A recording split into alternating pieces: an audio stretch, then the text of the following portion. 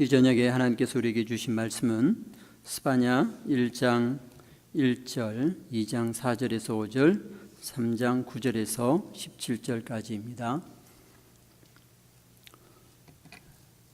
이 말씀을 여러분과 제가 한 절씩 교독하겠습니다.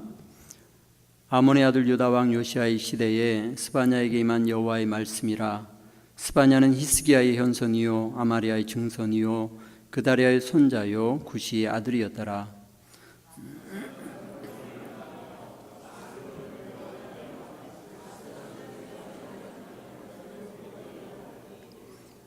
해변 주변 그레스 족속에게 화 있을진저 블레셋 사람의 땅 가나안아, 여호와의 말씀이 너에게 지나니 내가 너를 멸하여 주인이 없게 하리라.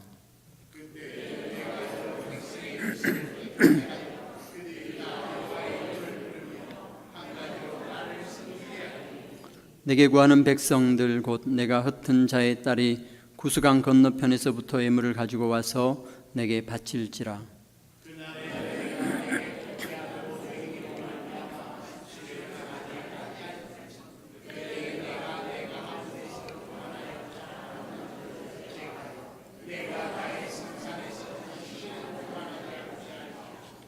내가 권고하고 가난한 백성을 내 가운데 남겨두리니 그들이 여호와의 이름을 의탁하여 보호를 받을지라.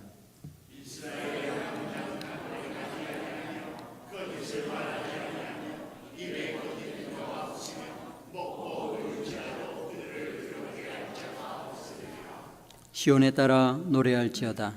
이스라엘아 기쁘게 부를지어다. 예루살렘에 따라 전심으로 기뻐하며 즐거워할지어다.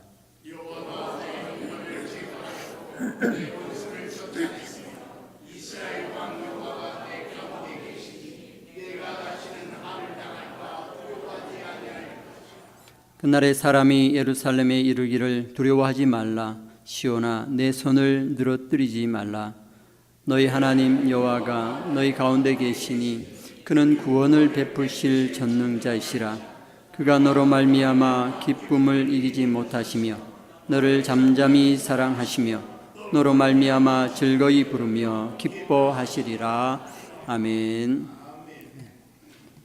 오늘 이 3일 저녁에 본문의 말씀을 가지고 스바냐 숨기신 하나님이라는 제목으로 말씀을 전하겠습니다.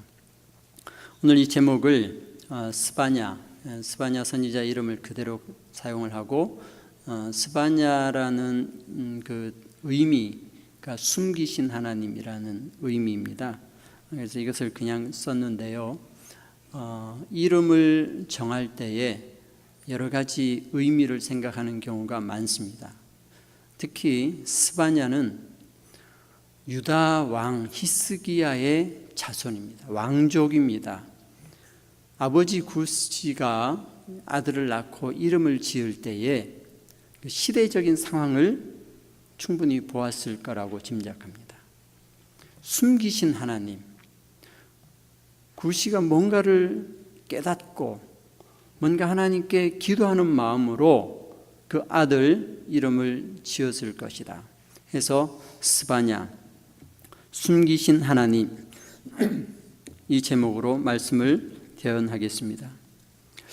이 숨기신 하나님, 이것을 숨으신 하나님으로 생각할 수도 있습니다. 숨으신 하나님이 숨으셨다. 근데 하나님이 숨으셨다 하면 좀 이상해요. 하나님이 왜 숨으시겠습니까? 하나님은 숨으실 필요가 없습니다.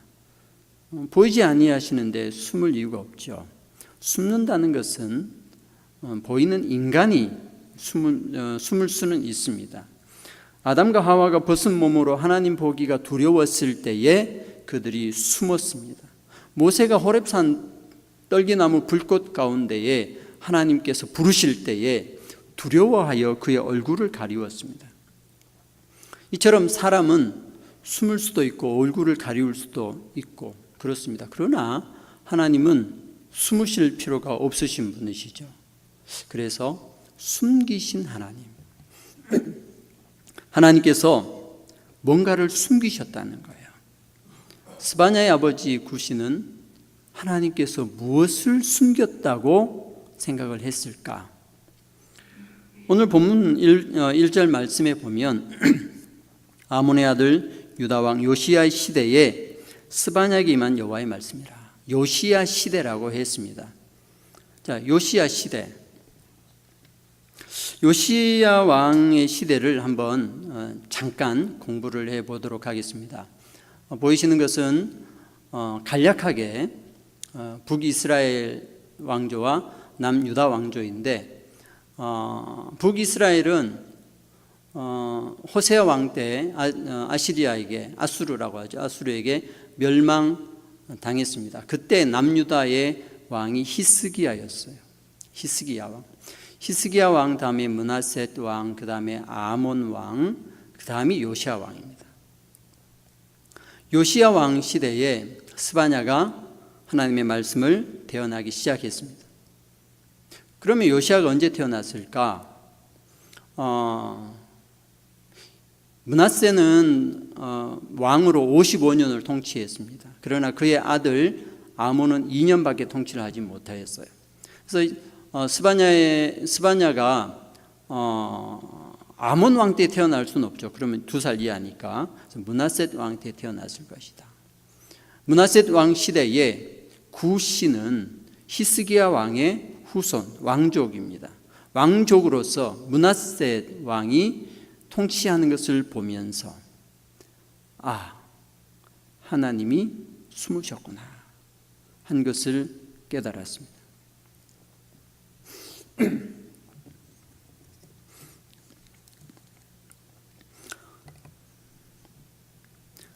하나님께서 숨기셨다. 무엇을 숨기셨을까? 구시가 볼 때에 므낫셋 왕이 통치하는 55년, 그리고 아몬 왕이 통치하던 2년 동안에 하나님의 말씀이 없었습니다. 히스기야 왕 시대에는 이사야나 미가 선지자 같은 사람들이 하나님의 말씀을 굉장히 활발하게 전하였습니다. 히스기야 왕은 뭔가 큰 것을 결정할 때 꼭 이사야 선지자를 찾아가서 하나님의 뜻이 무엇인지 알려달라고 구하였습니다. 그때마다 이사야 선지자는 히스기야 왕에게 하나님의 뜻을 전해 주었습니다. 히스기야 왕은 그의 통치의 모든 상황 속에서 하나님의 뜻을 구하고 그 뜻대로 살아가려고 하였습니다. 하나님의 말씀을 듣기를 원하였습니다. 그래야 남유다 왕 중에 가장 정직하고 가장 하나님께서 보시기에 좋았던 왕이 히스기야였습니다. 그런데 이 히스기야 왕 다음에 히스기야의 아들 므낫세가 통치하던 이 55년 기간 동안에는 하나님께서 말씀 주시 아니하셨습니다.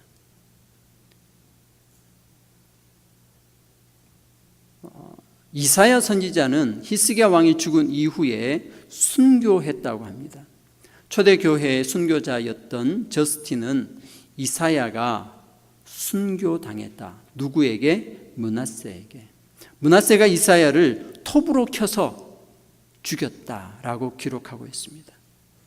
므낫세는 하나님을 경외하지 않았습니다.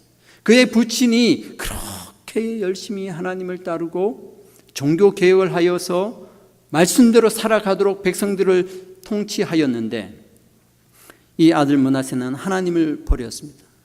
하나님을 따르지 않으려고 하였습니다. 자기 마음대로 통치하려고 하였습니다. 하나님을 버리고 이방에 있는 우상들을 데려왔습니다. 열왕기하 21장에 보면 므낫세가 여호와 보시기에 악을 행하여 아버지 히스기야가 헐어버린 산당들을 다시 세우고 바알을 위하여 제단을 쌓으며 아세라 목상을 만들며 하늘의 1월 성신을 경배하며 섬기며 왕이 우상을 숭배하고 이방신을 믿는 자들이 행하는 제사를 드렸다라고 하였습니다. 이사야 선지자 이 예언자를 죽이고 하나님의 말씀을 더 이상 하지 못하게 죽이고 그는 우상 숭배를 하였습니다. 하나님을 믿지 않는 자들은 우상 숭배로 빠지게 되어 있습니다. 하나님의 말씀을 듣기 싫기 때문입니다. 하나님은 너무나 많은 것을 요구하시고 하나님의 율법과 그 질서대로 살아가게 강요하십니다.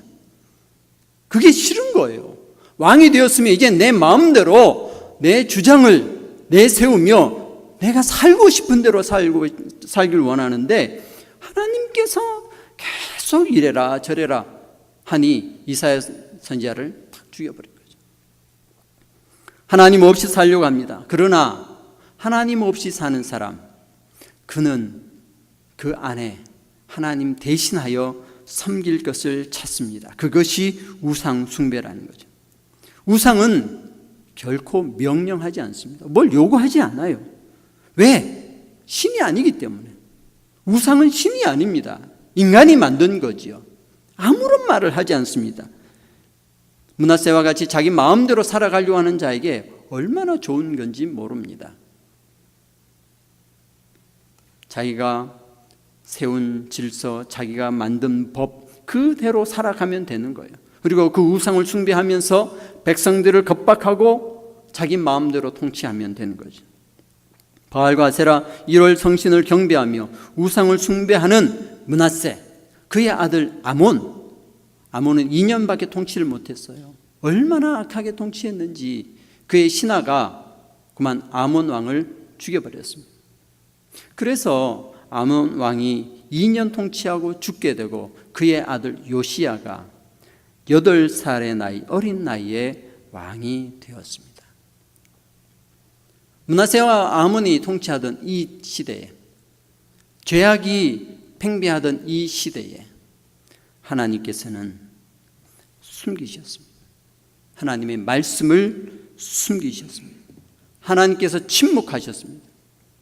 그래서 구약 시대의 침묵의 기간, 암흑의 기간, 이 므낫세와 아몬 왕의 시대입니다. 구시는 하나님께서 더 이상 우리에게 말씀하지 않으시는구나, 일부러 계획적으로 나타나지 아니하시는구나. 성전에 가서 제사를 드려도 하나님의 임재가 없습니다.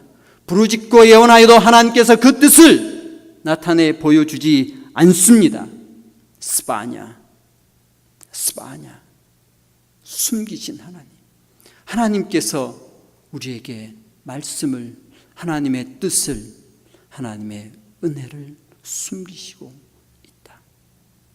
그의 아들에게 이 스바냐의 이름을 주었습니다.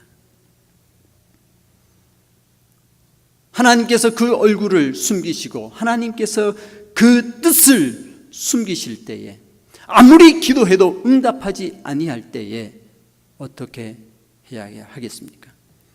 다윗은 하나님께서 그 얼굴을 숨기신 것을 깨달았습니다. 그가 죄악 가운데 있을 때에 하나님께서 그 얼굴을 숨기시고 그에게 대답해 주지 아니하신 것을 깨달았을 때에 다윗은 이렇게 하나님께 부르짖습니다. 시편 13편 1절, 우리 다 함께 읽겠습니다. 여호와여, 어느 때까지니까 나를 영원히 잊으시나이까? 주의 얼굴을 나에게서 어느 때까지 숨기시겠습니까? 주의 얼굴을 숨기신 것을 다윗은 깨달았습니다. 그의 마음에 기쁨이 없습니다. 그의 마음에 평화가 없으며 그 안에 하나님의 명령과 그 말씀이 들려오지 않습니다. 하나님께서 그 얼굴을 나에게서 숨기셨구나. 이때 다윗은 울부짖으며 회개하며 통회하며 자복하는 마음으로 주께 부르짖습니다. 시편 22편에 그의 얼굴을 그에게서 숨기지 아니하시고 그가 울부짖을 때에 들으셨도다. 우리는 하나님께서 나에게 무엇인가를 숨기시고 계시는구나, 나에게 은혜를 베풀지 않고 계시는구나라고 느낄 때에, 깨달을 때에 부르짖어야 됩니다. 주의 얼굴을 내게서 숨기지 마시고 주의 종을 버리지 마소서. 다윗과 같이 몸부림치며 그 은혜를 사모하는 마음으로 주 앞에 나와야 합니다. 우리는 하나님 앞에 예배를 드리며 하나님께 찬양합니다. 오늘도 우리 찬양팀 너무나 은혜로운 찬양을 함께 해 주었습니다. 저는 이 찬양이 얼마나 은혜가 되고 제 마음을 두드리며 내가 하나님 앞에 다시 은혜로 살아가야 하는 존재임을 깨닫게 되는 너무나 귀한 은혜의 시간이었습니다. 제 이 설교 말씀보다 이 찬양을 통하여 벌써 저는 은혜가 넘쳐버렸어요. 하나님 앞에 나아갈 때 이 은혜, 하나님께서 만져주시는 그 만져주심, 나를 치료하시고 회복하시는 그 은혜, 이것이 매 순간순간 예배 드릴 때마다, 찬양할 때마다 넘쳐나기를 축원합니다. 만약 그렇지 않다면, 만약 내 마음이 메말라 있다면, 만약 내가 그 은혜에 들어가지 못한다면 내가 므낫세와 아몬같이 죄악 가운데 있구나. 내가 나의 죄악 때문에 하나님께서 그 얼굴을 나에게 숨기시고 계시는구나. 이것을 깨달아야 합니다. 이사야 선지자는 이렇게 외칩니다. 너희는 여호와를 만날 만한 때에 찾으라. 가까이 계실 때에 그를 부르라.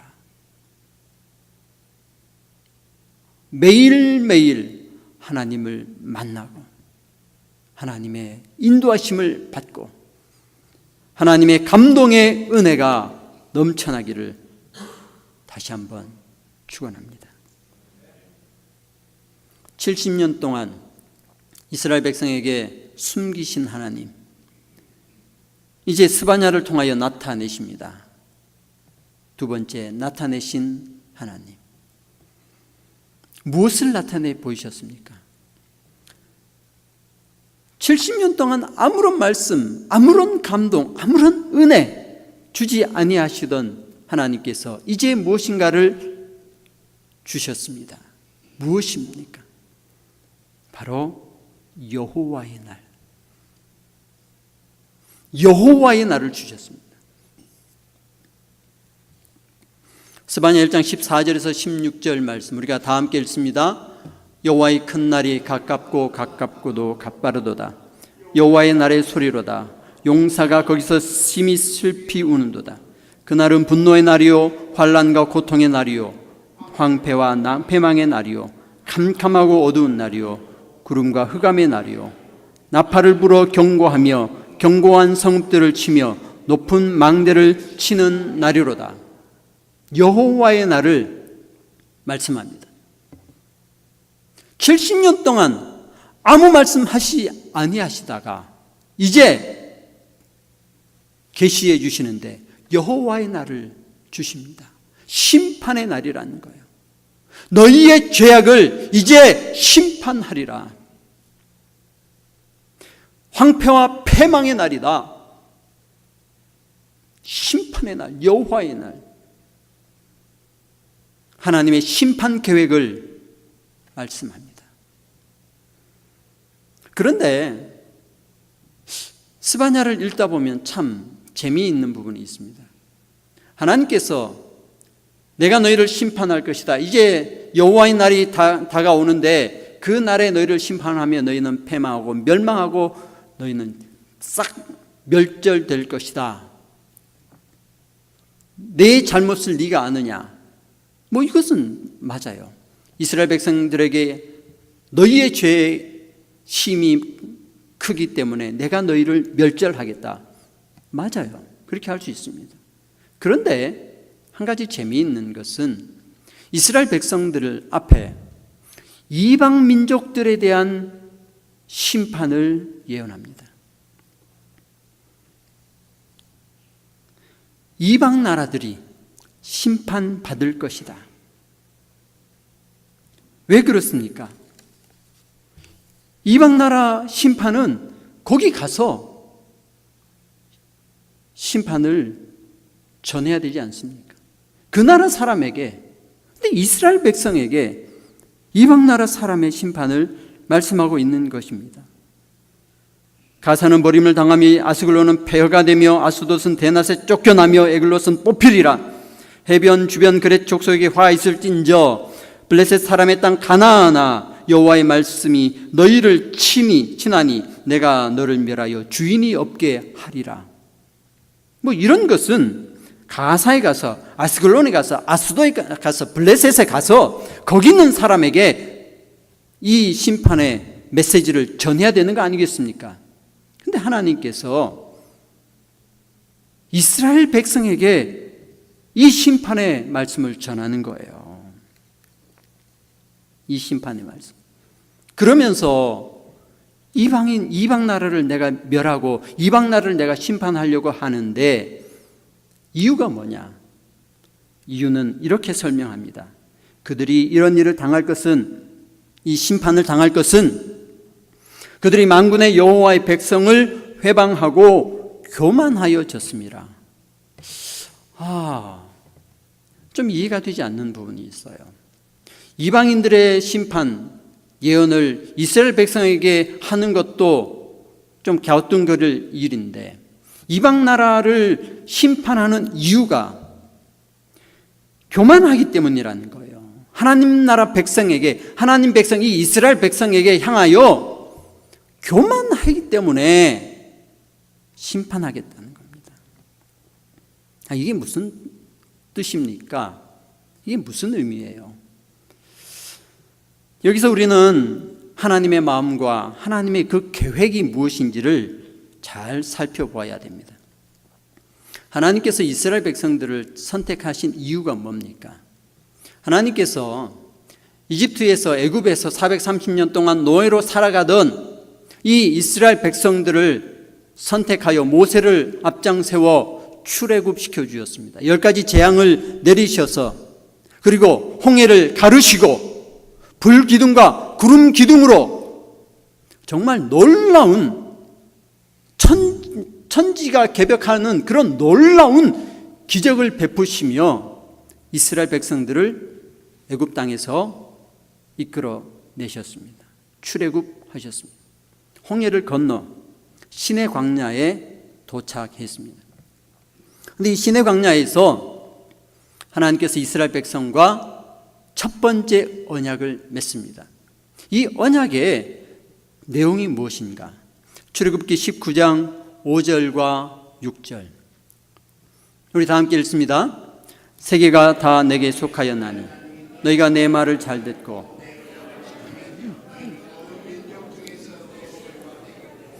너희가 내게 대하여 제사장 나라가 되며 거룩한 백성이 되리라. 너는 내 말을 이스라엘 자손에게 전할지니라. 세계가 다 내게 속하였다.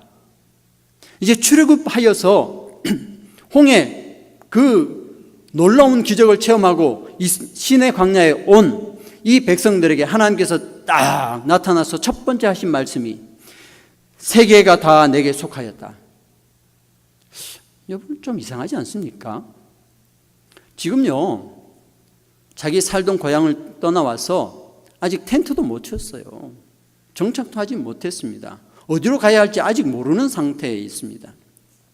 이때 하나님께서 나타나셔서 첫 번째 하신 말씀이 세계가 다 내게 속하였다. 제가 이 말씀을 읽으면서 옛날에 제가 경험했던 상황을 한번 생각해 봤습니다. 제가 비행기를 타고 가는데요, 그 태풍이 왔어요. 태풍이 와서 비행기를 타면 안 돼요. 근데 꼭 가야 되는. 그래서 무조건 비행기를 탔습니다. 그러니까 비행기를 타고 하늘 위로 올라가니까 거기는 괜찮아요. 근데 문제는 착륙할 때, 착륙하는데 바람이 얼마나 세게 불고 천둥과 번개가 번쩍번쩍하고 비바람이 얼마나 몰아치는지, 저는 뭐 비행기 안에 있어서 그냥 가만히 있으면 되겠지 했는데 비행기가 슉 날아가다가 착륙하려고 하다가 그때 뭐 돌풍이 불었나 봐요. 그래서 갑자기 수직 상승으로 쫙 올라가더니 한 바퀴 또 빙 돌아서 또 착륙을 쫙 하려다 흔들리고 뭐 난리가 난 거죠. 이제 여기서 죽는구나. 자칫 잘못하면 죽는구나. 근데 또 가다가 뭐 다시 쫙 한 두세 번 이거 반복을 했어요. 거기 쫙 올라갔다가 내려와서 참 주의 은혜 가운데 무사히 착륙은 했어요. 착륙했는데 온몸이 만신창이 된 거죠. 정신없는. 그래서 착륙해서 이제 어디 게스트하우스에 가서 짐이라도 풀고 해야 되는데 그 공항에 딱 내려있는 정신 하나도 없는 그런 상태. 이 상태에서 하나님이 나타나셔서 세계가 다 내 것이다, 이렇게 말씀하시는 거예요. 이 도대체 하나님 이게 뭡니까? 이게 무슨 뜻이에요? 제가 곰곰이 생각했습니다. 하나님께서 이스라엘 백성을 출애굽시켜 인도하여 첫 번째 주신 이 말씀이 얼마나 중요한 말씀인지 모릅니다. 이제 이스라엘 백성들이 광야에서 많은 이방 민족들을 만나게 될 터인데 하나님께서 먼저 이렇게 말씀하신 거죠. 세계가 다 내게 속하였다. 너희들이 만날 모든 사람, 모든 민족 다 내 것이야. 이것을 먼저 선포하시는 겁니다. 너희만 내 것이 아니라, 너희만 나의 선택받은 민족이 아니라 다른 모든 민족이 다 내 소유이다. 근데 너희가 특별히 내 말을 잘 들으면 너희는 나의 특별한 소유가 되고, 너희는 제사장 나라가 되고, 너희는 거룩한 백성이 될 것이다. 이게 무엇이에요? 세계 모든 족속이 다 나의 소유인데 너희가 제사장 나라가 되어 그 많은 사람들 내 앞으로 인도해내야 할 의무가 있다. 이 언약이라는 거예요. 하나님 말씀 잘 듣고 그 율법대로 살아가며 그 법도대로 살아가는 것은, 그 목적이 무엇이냐? 이방 사람들 앞에 하나님의 살아계심을 보여주고 그 이방 사람들, 바벨탑 사건으로 인하여 언어가 혼돈되어서 다 흩어져 있는, 그래서 하나님의 살아계심을 듣지 못하는 그 이방 민족들에게 하나님의 살아계심을 너희가 보여주어라. 이 언약이거든요. 그래서 너희를 통하여 모든 민족이 구원받기를 원하신다는 하나님의 간절한 마음이 여기에 담겨져 있는 것입니다. 하나님께서 이스라엘 백성들을 선택한 이유, 오늘 우리가 하나님 앞에 선택받아 이 자리에 나와 주의 거룩한 말씀을 듣고 신앙생활하게 하신 하나님의 그 부르심의 목적 무엇입니까? 세계는 다 내게 속하였다. 저 이방, 저 불신자, 저 하나님을 모르는 세상의 모든 사람들 다 내 것이니 너희가 제사장 되어 그들을 나에게로 인도해 오라는 하나님의 뜻이 담겨 있는 것입니다. 하나님께서 이스라엘 백성들에게 이방 민족의 심판을 예언하셨습니다. 어떻게 하라고요? 어떻게 하라고요? 지난 5월 13일, 14일에 인도네시아 수바르야에서 자살 폭탄 테러가 있었습니다. 수바르야는 제가 스리랑카에서 사역하고 있을 때에 수바르야 한인교회에 목회자가 필요하다 해서 저보고 오라고 청빙을 하더라고요. 그래서 제가 지금 사역하는 게 있어서 못 갑니다 하고 안 갔던 것이에요. 근데 지난 5월 3일 날 거기에서 폭탄 테러가 자행되었습니다.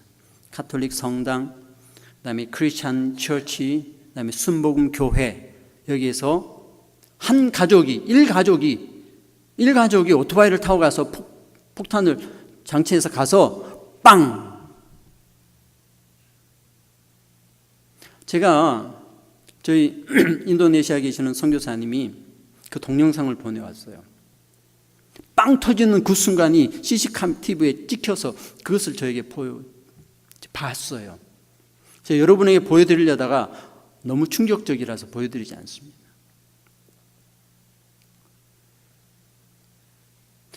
얼마나 이 가슴이 막 아픈지 몰라요. 거기에 계시는 선교사님들 지금 얼마나 힘들까. 제가 있던 스리랑카에서도 내전이 있을 때에 그런 폭탄 테러가 있었거든요. 자기가 다치지 않아도 거기서 있으면 이 트라우마가 굉장합니다. 그런데 만약 여러분이, 우리가 인도네시아에 자살 폭탄 테러가 있을 것이라는 예고를 들었다면 어떻게 해야겠습니까? 우리 민족 아니니까 냅둬. 자기들이 알아서 하겠지. 이렇게 하시겠어요? 우리의 주적이라는 북한의 어떤 사고가 폭발이 일어날 것이라는 것을 우리가 미리 정보를 입수했다. 어떻게 해야 됩니까? 우리의 적이니까 잘 됐다, 한번 맛 좀 봐라 하고 있어야 되겠습니까? 이건 아니죠. 이 예언이 우리에게 들려진다면 우리는 이 말씀을, 이 예언을 전해줘야 돼요.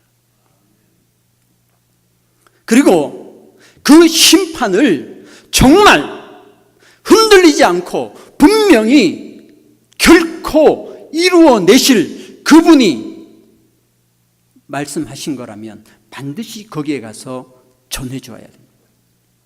하나님께서 요나에게 니느웨의 심판을 예고하라 하였습니다. 요나가 그의 원수의 나라 아수르의 니느웨가 멸망하는 것, 그것을 간절히 사모하여 다시스로 도망갔지요. 하나님께서 그를 그냥 강제적으로 데려다가 니느웨에다가 어쩔 수 없이 하나님의 심판을 외쳤습니다. 크게 외치지 않고 혼잣말로 중얼중얼. 근데 이 얘기를 듣고 니느웨 사람들이 다 회개하고 주께로 돌아와 버렸어요. 요나가 화가 났어요. 그래서 하나님 앞에 투정하지 않습니까? 그때 하나님께서 요나에게 뭐라고 말씀하십니까? 이 큰 성읍 니느웨에는 좌우를 분별하지 못하는 자가 12만 명이요 가축도 많이 있나니 내가 어찌 아끼지 아니하겠느냐. 하나님께서 이 하나님의 사랑, 하나님께서 귀하게 여기시고 아끼시는 그 사람은 하나님 잘 믿는 사람만 아니에요. 이스라엘 백성만 아니에요. 그 이방 나라에 있는 니느웨와 같은 암몬과 같은 하나님을 전혀 알지 못하고 우상을 숭배하는 그 생명까지도 하나님은 귀하게 여기신다. 왜? 하나님의 백성을 통하여 나에게 돌아와야 할 생명이기 때문에, 하나님께서 하나님의 형상으로 만드신 피조물이기 때문에, 가축까지도, 그 가축의 생명까지, 인간의 식량으로 사용될 그 생명까지도 하나님께서 아끼신다 이거죠. 하나님께서 우리에게 말씀하십니다. 저 죽어가는 자, 예수를 알지 못하고 저 죽어가는 자, 심판날에 불꽃 가운데 들어가야 할 수밖에 없는 그 사람들이 저기에 있다. 하나님께서 말씀하십니다. 이것을 나타내 주고 계십니다. 우리는 어떻게 해야겠습니까? 말씀을 맺고자 합니다. 숨기시는 하나님, 여러분이 지금 숨기시는 하나님 앞에 있습니까? 회개하고 부르짖어야 합니다. 나타내시는 하나님, 하나님께서 여러분에게 말씀하시고 결코 변동치 아니하는 심판의 말씀, 여호와의 날, 이 말씀이 여러분에게 들려주십니까? 그것이 여러분의 가슴을 치고 있습니까? 그들에게 전해야 됩니다. 그들에게 나아가야 합니다. 그들과 함께 하시는 임마누엘의 하나님을 선포해야 합니다. 이 귀한 하나님의 마음과 하나님의 나타나심이 여러분의 삶 속에, 우리의 인생 가운데 늘 함께 하시기를 주의 이름으로 축원합니다.